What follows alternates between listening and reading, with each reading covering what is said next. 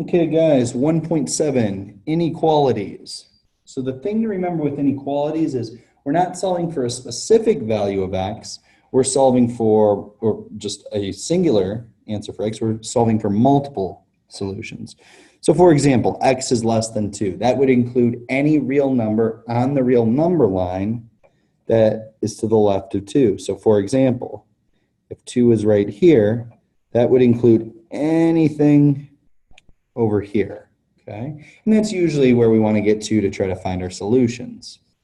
Over here, x minus 4 is greater than or equal to 7. We would have a very little amount of work to do to figure out what x could be. And you can even have these things called compound inequalities, where it's in between two values, like so, okay? Before I jump into the examples, the book sort of goes through this, but I want to show you these properties of inequalities, okay? So let A, B, and C represent real numbers. So the first case, if A is less than B, then if I add C to both sides of the inequality, well, it's A plus C is less than B plus C, just like an equation. Same thing with 2. If A is less than B and C is greater than 0, okay, then A times C is less than B times C. So if I multiply both sides by, say, 2, well, it works the exact same way as an equation. The sign stays the same. But here's the thing. I put a star here by 3 because it says if A is less than B and C is less than 0, then it's the same as above, except for we have to flip the sign. So this is the exception to it being just like an equation while you solve it. So what it's basically saying is if we multiply or divide both sides by a negative value, we have to flip the sign. The reason being is, if you think about it, if I have 2 is less than 3, well, if I multiply both sides by 3, that's still true. But what if I said, I'm going to multiply both sides by -1? Then if I keep the sign the same, that would say -2 is less than -3, which is not true. That's why when I multiply or divide by a negative, I have to remember to flip the sign for it to be true. Okay? So I just kind of summed it up right here. Flip the inequality sign whenever you multiply or divide by a negative value. Pretty simple. Okay? So that's fine. Let's go. Let's look at some examples. So A, it says -4x plus 3 is greater than or equal to -2 plus x. Okay? So when I go to this, I'm going to treat it just like an equation. Okay? Just remembering that extra little tidbit is if I multiply or divide both sides by a negative, I have to flip the sign. So if this was a regular equation, I would go ahead and probably add 4x to both sides, meaning that 3 would be greater than or equal to -2 plus 5x. Then I would go ahead and add 2 to both sides, trying to isolate the x since this is linear. 5 is greater than or equal to 5x. And from here, divide both sides by 5, which isn't negative.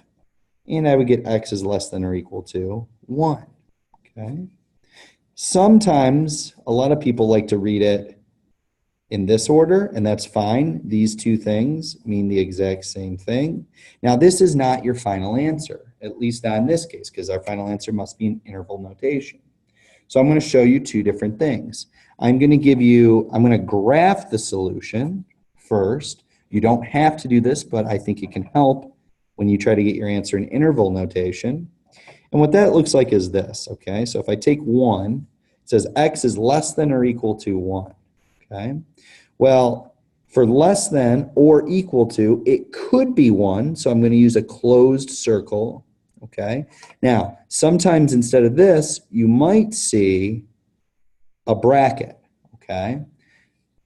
So you can use whatever one you like, doesn't matter to me. And then I'm going to shade to the left because it's everything less than or equal to 1.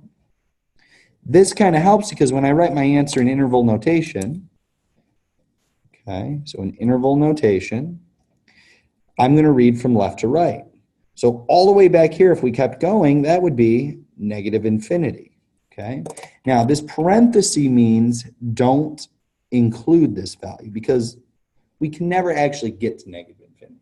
So on any negative infinities or infinities, we always use a parenthesis, okay? We're going to put a comma and we're going. We get to 1, but we want to include it.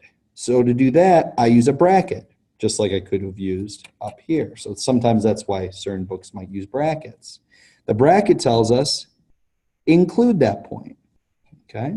And that's my final answer in interval notation here, okay? Let's look at another one. Let's look at B here, okay? Same thing, pretend it's, treat it like it's an equation, and then just remember that extra little rule. So if I do that, let's go ahead and let's do any distributions and anything like that right now. So I'm getting right here to start with. Now I'll combine any like terms on both sides. Over here, I'm getting an x minus 3 is less than negative 6x plus 12. Okay. Now I have an option. I could subtract x from both sides or add 6x. I'm going to choose to go ahead and add 6x because then when I try to get x by itself, I don't have to multiply or divide by a negative, okay? So I'll go through and I'll say, okay, well, I'll add 6x, and at the same time, let's get this 3 out of here. I'll add 3 and I'll add 3. Okay, so this is going to be 15 greater than 7x, meaning that x is less than 15 over 7. So maybe you're saying, well, hey, what about right here? What if I did it a little bit differently? Let's see what would happen. What if I instead subtracted x from both sides? So x minus 3 less than negative 6x plus 12. Question is, will we get the same? I mean, we should, right? Let's subtract x from both sides. So negative 3 is less than negative 7x plus 12. Subtract 12, and we're getting 15, negative 15 is less than negative 7x. Now, to get x by itself, I have to divide by negative 7.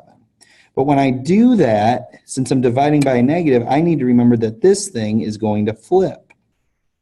And negative 15 divided by negative 7 is 15 over 7. What I want you to notice is these two things are saying the exact same thing, just in a different order. So it doesn't matter how you do it, but generally I try to avoid this because it's easy sometimes to forget to flip the sign, okay? When I put my graph for this, okay, here's my graph. So if this is 0, let's say this is 15 over 7, its x is less than 15 over 7.